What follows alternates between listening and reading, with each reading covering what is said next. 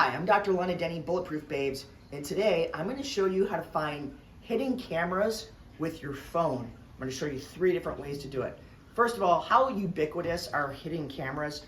Man, they are everywhere. I just read a recent study that showed that if you're renting an Airbnb, you have a 20% chance of that host having a hidden camera somewhere, even though they're not supposed to be doing that. But you know, these cameras are everywhere. They're in lavatories, they're in locker rooms, they're in places that you would not expect to find them, and that you have an expectation of privacy, like maybe a restroom or a locker room.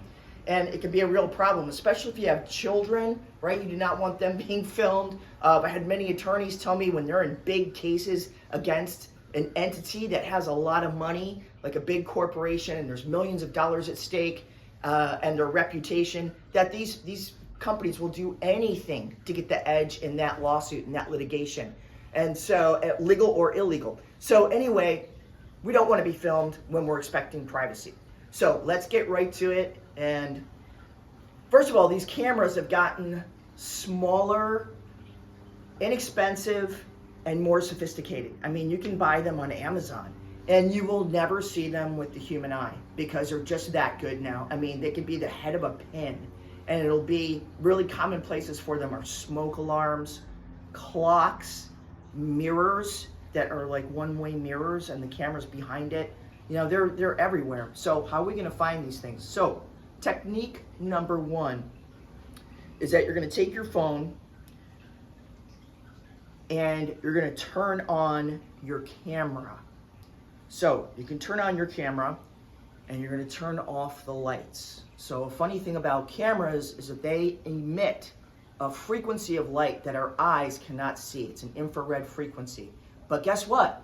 The camera on your phone can see it.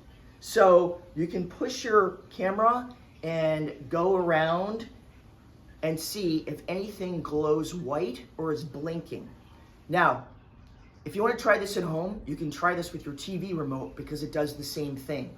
Even when it's off, you know, turn the lights off, get your camera out, and you will see what I'm talking about. The end of that TV remote glows just like a camera would.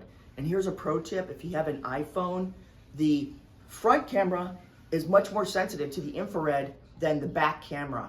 So it's like you're gonna put it in selfie mode and then kind of walk around, maybe there's a bookcase or something like that, and see if anything's glowing white or it's blinking. Now, obviously the drawback to that is that you have to be able to control the lighting. That's not gonna work if you're, you know, in a lavatory on a plane or you know, restaurant's restroom or some other place that you cannot control the lighting. Okay, so we're gonna go on to technique number 2. And technique number 2 is very simple. You just turn the flashlight on your phone. And the thing with cameras is that they're gonna reflect back. This also works a little bit better if you can at least dim the lighting, but my understanding is that you can see this in any lighting. So say that you suspected something and you're here and you're shining your flashlight and you'll see a glint back. You'll see a reflection back from the lens of that camera, and boom, you've located it. Okay, third technique I'm gonna show you is a little bit more sophisticated, and you're gonna take your phone and you're gonna go into your settings. Okay, so every phone has this, Android, iPhone, doesn't matter. And we're gonna hit Wi-Fi. And then you can see all the Wi-Fi networks that are around you. So this doesn't work with every single camera. Some cameras can have micro SD cards that are recording the information, but a lot of these cameras connect directly to the internet, in which case you're gonna be able to see them on the Wi-Fi. And what you're looking for, it may even be labeled camera or I Spy or 32 camera, or it may just be a string of characters, but something that looks not right, like why is that Wi-Fi network available? And in an alternative way to do this is you can, once again, get into your settings, but instead of going to Wi-Fi, you're gonna go to Bluetooth and see what's there that's trying to connect with your phone or that you could connect your phone to, right? So this is another way that you're gonna find some object that's emitting that shouldn't be there. Now let's talk about the paid apps, because there's a ton of paid apps out there that you can download on your phone and then to find hidden cameras. And they work on two basic principles, depending on what app you get. First of all, I tried out the app Fing, F-I-N-G, and there's a free version of this. Now, the way that that particular app works is the same thing with Wi-Fi. The Wi-Fi technique, it'll scan what's around, what Wi-Fi networks are around, and I've played around with it a little bit. It has a little bit better labeling on, what Wi-Fi networks are there, but I really don't see a super big advantage to it over the one that you can do for free. Of course, then there's the paid version. But the other apps use a different type of technology. They're looking for EMF radiation, electromagnetic frequencies, which the camera exudes. So, but once again, these are like, you gotta pay every month for these apps. I'm not down for that.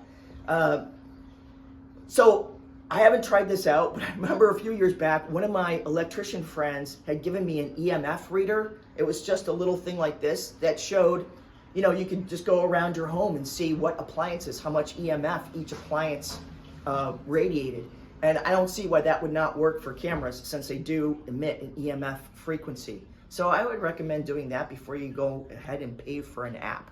But go ahead and look for things that are just out of place. I just saw a YouTube video of a reporter going in to an Airbnb, and they told him in this Airbnb there's going to be 3 cameras. Try to find them. That what he didn't know is they actually put in 27 cameras, and he can only find one out of those 27 cameras, and it was in an alarm clock, and the only reason is because the alarm clock had the wrong time on it, and that drew his attention to it. So you can imagine, he already knew there was cameras present and looking everywhere, so that was 26 out of 27 cameras this guy could not find. You absolutely need help to find these cameras because they're super easy to set up. I hope that helps, and I'll see you soon.